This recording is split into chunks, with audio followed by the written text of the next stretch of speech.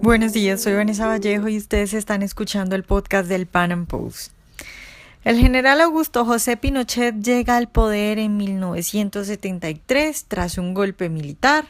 La situación en Chile en ese momento era simplemente lamentable, algo muy parecido a lo que vive hoy Venezuela. La situación en la que queda Chile después del mandato de Pinochet es envidiable. Sin embargo, creo yo que por los aspectos negativos que tiene una dictadura, por la violación a los derechos humanos y los crímenes, pues para muchos es prácticamente imposible reconocer las cosas buenas que ocurrieron bajo el mandato del general. Por eso hoy, con un chileno experto en el tema que acaba de publicar un libro al respecto, vamos a poner en contexto el mandato de Pinochet. Hablaremos, por ejemplo, de cómo vivían los chilenos antes de la llegada al poder de Pinochet. Hablaremos de los 2 plebiscitos que se hicieron para preguntarle a los chilenos si estaban de acuerdo en que continuara su mandato. Y por supuesto, pues también hablaremos del último plebiscito, el de 1988,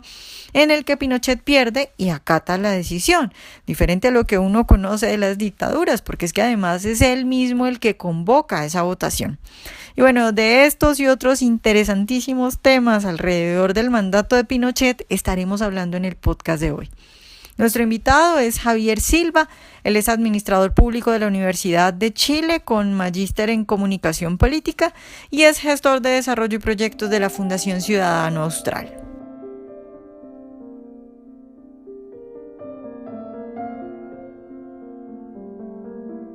Javier, buenos días y muchas gracias por estar hoy con nosotros. Hola, ¿cómo estás? Un saludo a todos los auditores de Pan Am Post. Bueno, Javier, pues a modo de curiosidad, yo quiero empezar preguntándote, en Colombia y en otros países de Latinoamérica también me ha pasado, como no tienen idea de los resultados que, por ejemplo, en materia económica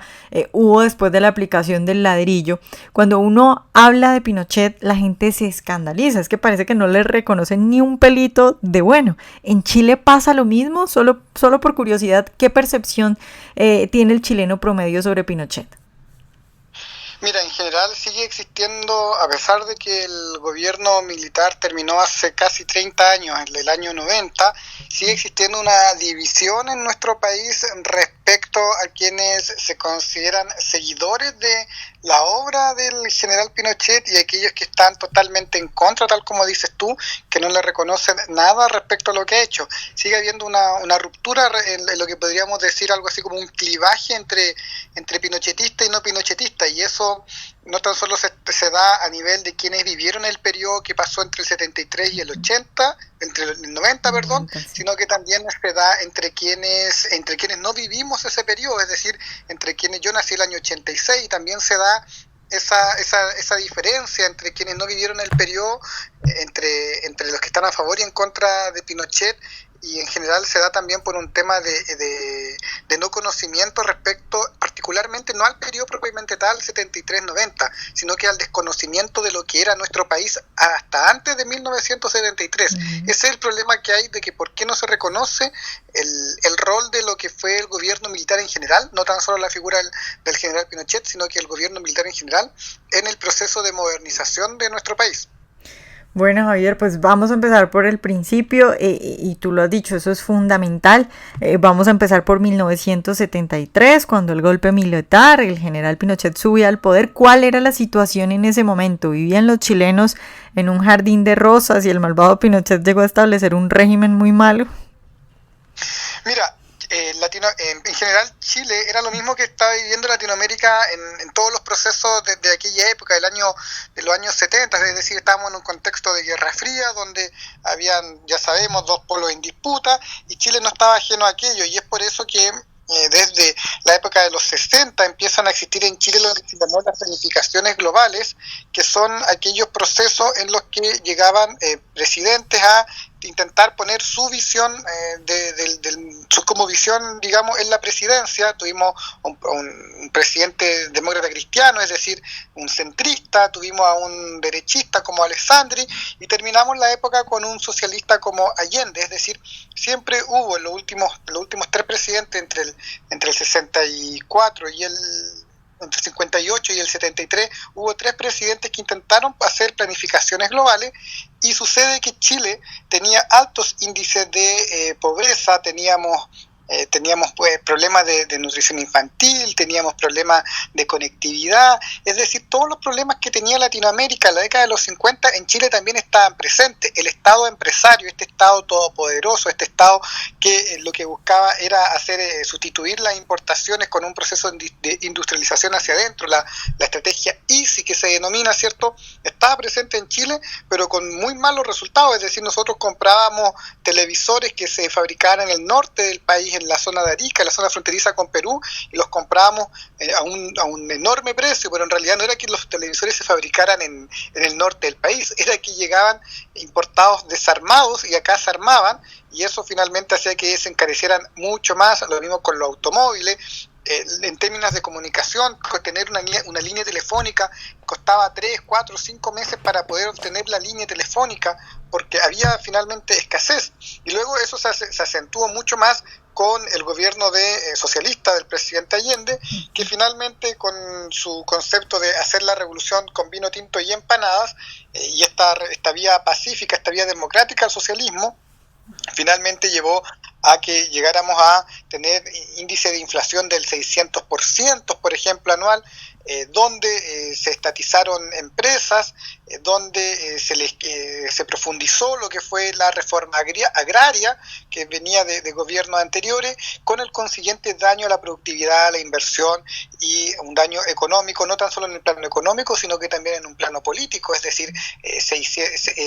apareció la violencia política en aquella fecha. En el año 67 el Partido Socialista el Partido Socialista chileno en un congreso determina que la vía armada era una vía válida para hacerse del poder, y a partir entonces desde ahí comienza todo un proceso de violencia política que Chile no fue ajeno, no tan solo en ese periodo, sino que la historia de Chile no estaba ajena a violencia política, pero que la historia finalmente, la historia hegemónica, la de la izquierda, la que nos cuentan hoy día, nos dice que es la violencia política se inaugura el 11 de septiembre de 73, cuando en realidad eso no es tal. Claro, Javier, te quiero hablar de algo en específico, las violaciones a los derechos humanos, por ejemplo, durante el gobierno de Salvador Allende, porque de eso nadie habla, ¿no? Claro, efectivamente, lo que pasa es que ahí se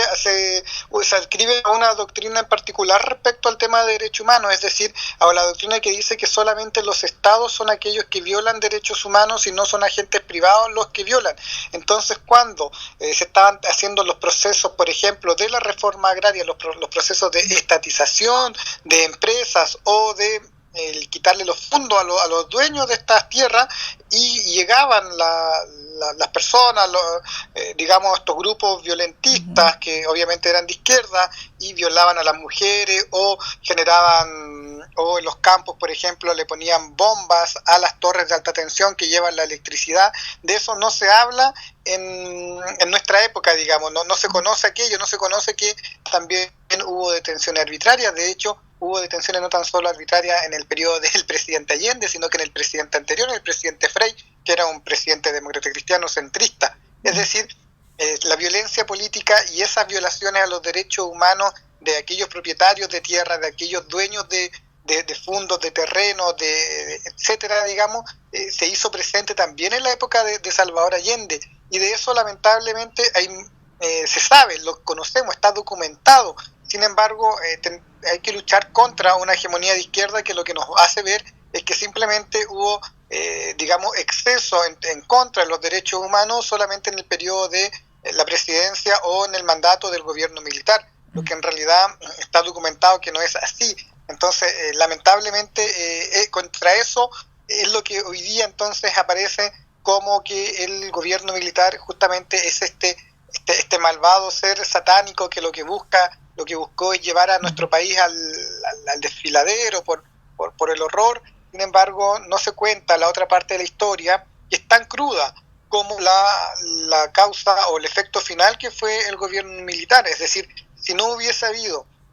intervención en la economía, si no hubiese habido violencia política, si no hubiese habido intervención política o intervención en los cuerpos intermedios por parte del Estado, si no hubiese existido, por ejemplo, un grupo armado paramilitar que se llamaba el Grupo de Amigos del Presidente, que era la guardia privada del presidente y que estaban armados y eran civiles, eran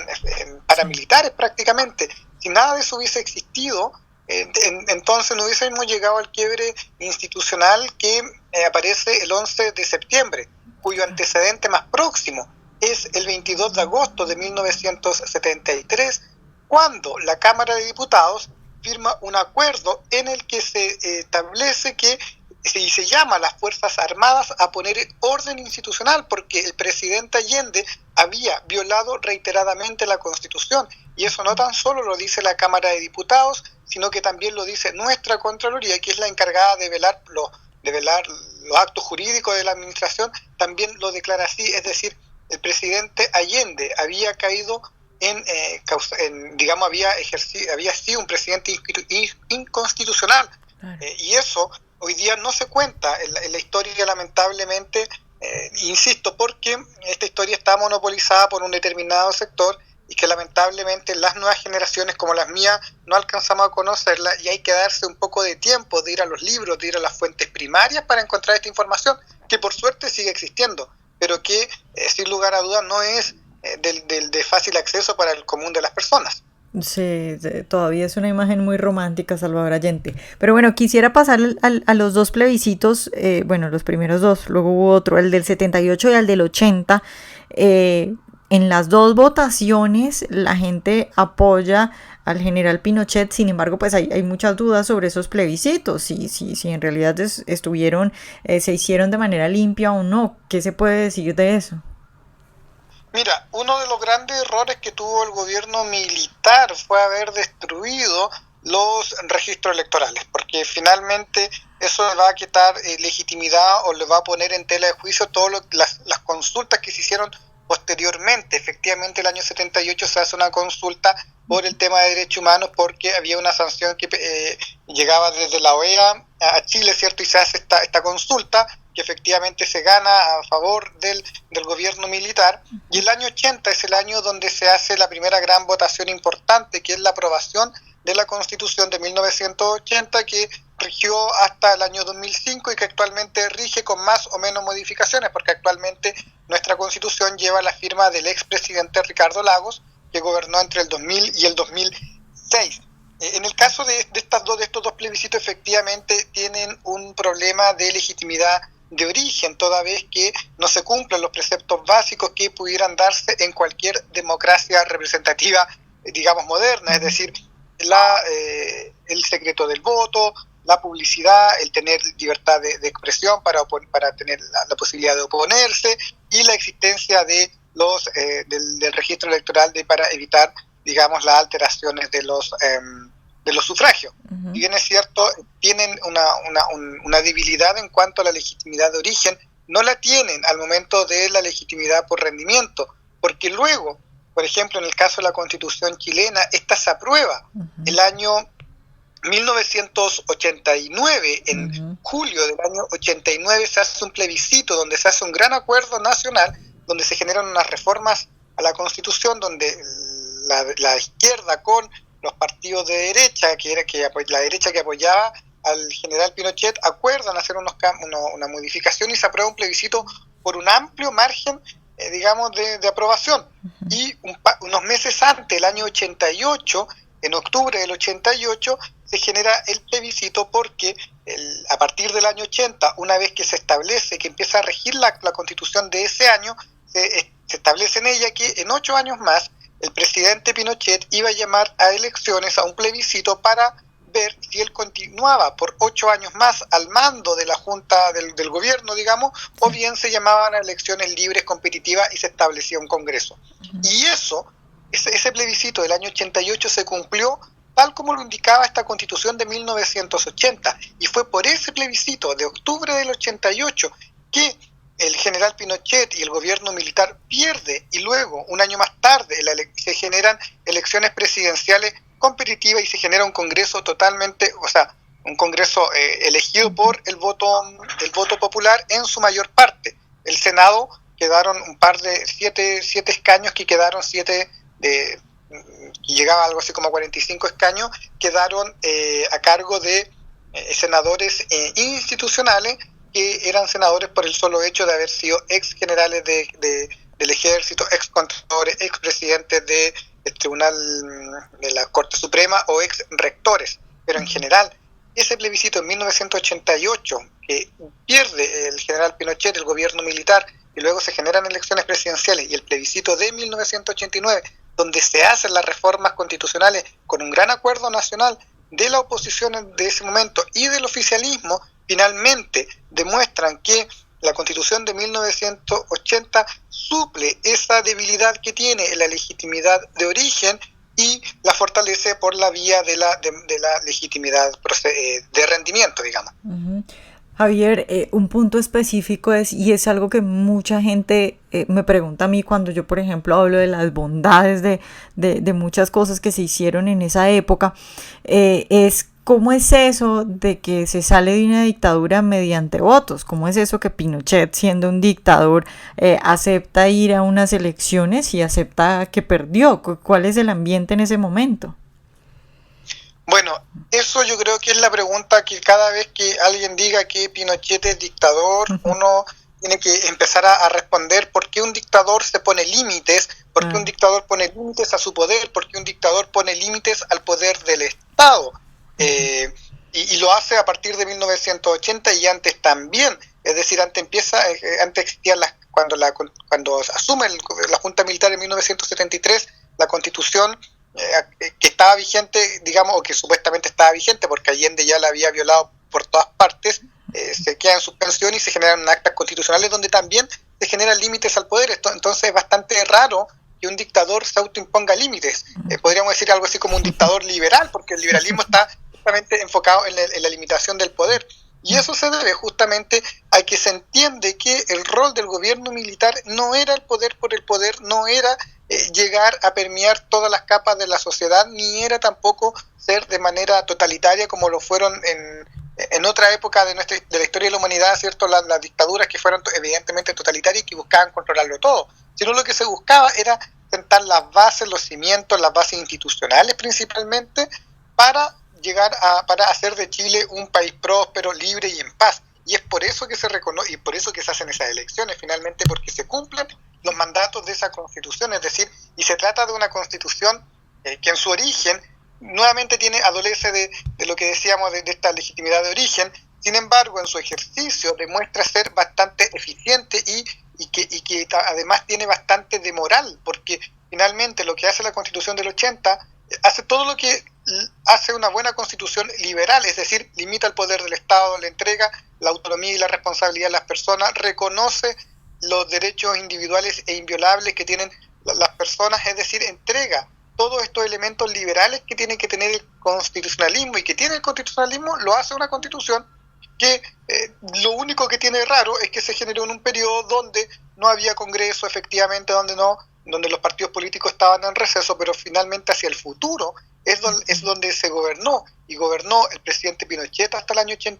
año 90, gobernó el presidente Elwin entre el 90 y el 94, el presidente Frey entre el 94 y el 2000, y el presidente Lago entre el 2000 y el 2006. El presidente Lago hace algunas modificaciones en el 2005, es decir, en la Constitución que con más o menos diferencias hoy día es la que está rigiendo, es decir, es bastante paradójico que un dictador, ¿cierto?, alguien muy malvado para Latinoamérica, alguien que le ha hecho mucho daño a un país, le entrega una constitución que respeta los derechos individuales, que respeta la iniciativa privada, que respeta la autonomía de la organización de la sociedad civil, es decir, y que respeta todo aquello que la doctrina clásica del liberalismo dice que hay que respetar al momento de ponerlo en una constitución. Bueno, Javier, pues se nos acabó el tiempo. Yo espero poder seguirte preguntando tal vez en otra ocasión. Y bueno, muchas gracias por haber estado hoy con nosotros. No, muchas gracias a ti, Vanessa, por la invitación, y un saludo también a todos los amigos que escuchan el podcast acá de Pan Am Post. Ojalá hayan disfrutado esta entrevista de hoy. Recuerden seguirnos en nuestro canal de YouTube y en nuestras redes sociales y nos vemos en un próximo Pan Am Podcast.